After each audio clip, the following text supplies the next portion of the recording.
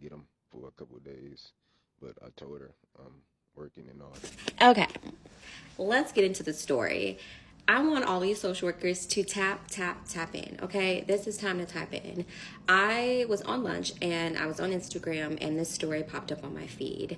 And I was listening to it and immediately had a lot of comments to share. Okay, I believe that the system, her community, her alleged support did fail her. Okay, they failed her, they failed her children, they failed her whole family. And let me tell you why. It is my understanding that this mother reached out to several different agencies within the Detroit community. She did the things that she was supposed to do. She attempted outreach. She attempted to connect to different resources. I believe that I've heard that she even attempted to call DCS. At the time, DCS did not open a case for whatever reason. I think there is a reason on their side why they did not see fit to open a case and provide additional support to this family.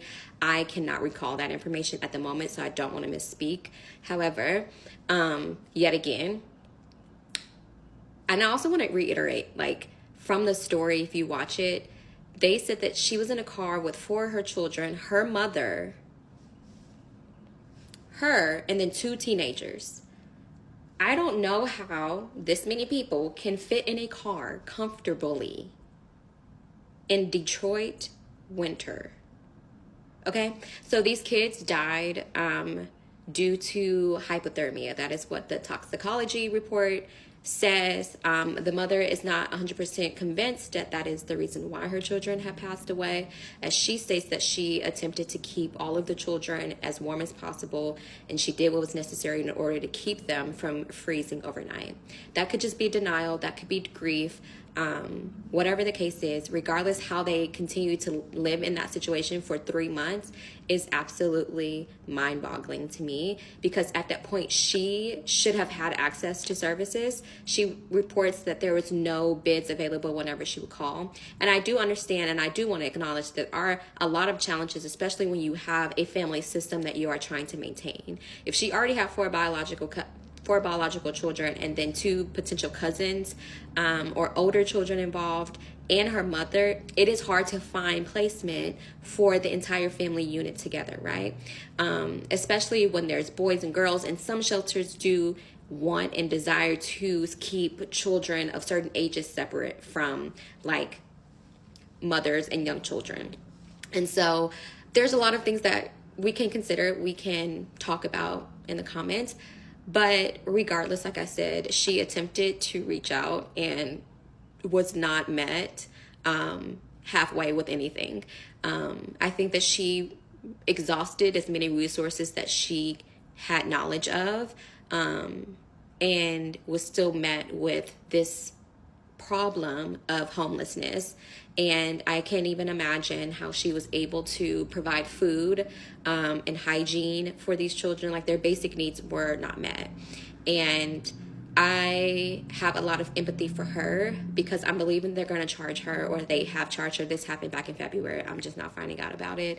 And it breaks my heart. It breaks my heart because I think that if she had not explored options, if she had not tried to, reach out and ask for help, that then that would be something that we could discuss or think about.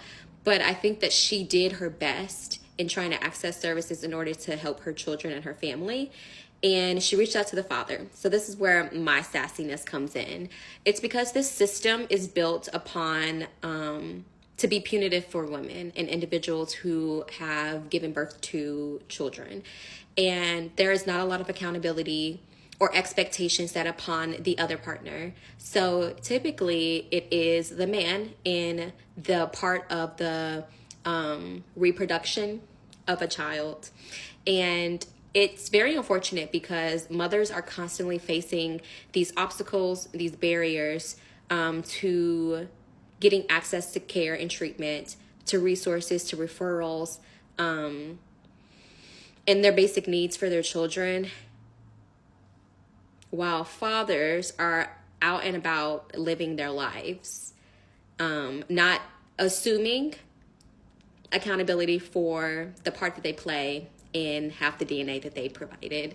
And it's really discouraging and disheartening, and I don't want to take away from his grief, and I don't want to take away from, what he might be experiencing, or the things that I don't understand and know at this point regarding their relationship and the dynamics of the family system with him involved. But per the news report, it's just like, oh, he would normally FaceTime his children, and I think that he hadn't seen them in like a few months or so.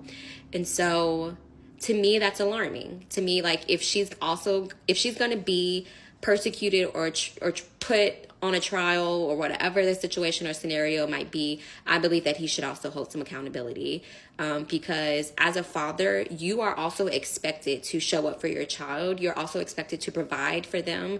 You're expected to make sure that they are physically well and kept up, and their basic needs are met. And like I said, don't know the dynamics. I don't know how the custody, visitation, things played out. But it sounds like they were able to communicate with one another. She called him and said, hey, I'm struggling. I need you to come get your kids. And he was the father, I believe, of 3 of the 4 children of hers. And he said that she didn't specify why she needed the kids to be picked up. If she had said, hey, we're homeless, he would have then figured out a solution, right? It's infuriating, the lack of accountability, the lack of ownership, and the way that he's deflecting it to continue this narration that the mother should uphold all responsibility for children. It is a heavy burden that you mothers carry. Even those of you in a relationship, the expectation of society, the expectation of the system is created so that women are supposed to be these nurturing and hustlers for their family. Like, you need to do whatever is necessary in order to make sure that your kid is good. And all of those things are great. There's still this aspect that fathers are not held to the same standard. They're expected to pop in and out, and that should be good enough if he shows up, or even if he's in his kid's life, if he's financially helping or pops in and see the kid and, does pick up the kid when they're supposed to pick him up, that's a standard of a good father. And that's just not acceptable to me, because the fact that you hadn't seen your kids physically and or hadn't talked to them to know truly that they were homeless. If she's begging you to come get your kids and you're saying that she didn't reach out to your family who lives close by, obviously you guys don't have a great relationship. So why would she reach out to a community where she might be isolated or talked about or degraded for this current situation that she's in? And you as a father didn't continue to ask further questions because you were working, but yet you mentioned that you were at the gym. So that's time where you could have been with your kids. That's a luxury. That's an extracurricular activity. And I'm sure you were not working 7 days out of the week. And even if you were, you don't work 24 hours. So you should have been popping up to see your kids. I do feel bad for this family. I do send them my heart and prayers as they grieve these losses and have to navigate whatever the future looks like for them. But I just wanted to acknowledge the injustice with the system and how I've personally been a witness to only mothers having consequences and fathers not having consequences. There's not a lot of questions or follow-up regarding why the father allowed and was unaware of certain things when she's vocally telling you that she needed your help and you didn't do anything further. And this is unfortunately an unintended consequence of the decisions that he made and that she had to make in order to keep her family together. So as a social worker, let me know like what your thoughts are.